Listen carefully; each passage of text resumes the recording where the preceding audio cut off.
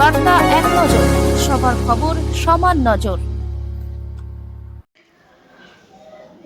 হুগলি জেলার ফুরফুরা শরীফে সুবর্ণ জয়ন্তী বর্ষ উপলক্ষে কাসেম সিদ্দিকীর উদ্যোগে এবং ওয়াইএম ক্লাবের পরিচালনায় এক বর্ণাঢ্য দিবারাত্রি ফুটবল প্রতিযোগিতা সফলভাবে অনুষ্ঠিত হলো।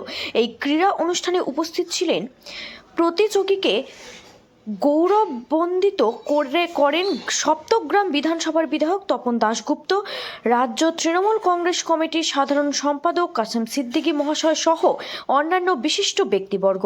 এছাড়াও অনুষ্ঠানে উপস্থিত ছিলেন পরিচালক কমিটির সভাপতি, সম্পাদক, সদস্যবৃন্দ এবং বিপুল সংখ্যক ক্রীড়াপ্রেমী সাধারণ মানুষ। সুবর্ণ জয়ন্তী বর্ষের এই ক্রীড়ার আয়োজন ফুরফুরা শরীফে এক উৎসব মুখর পরিবেশ সৃষ্টি করে।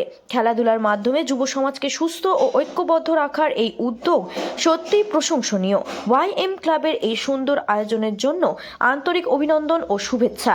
ফুরফুরা শরীফ থেকে শেখ সামিনের রিপোর্ট, বার্তা এক নজর।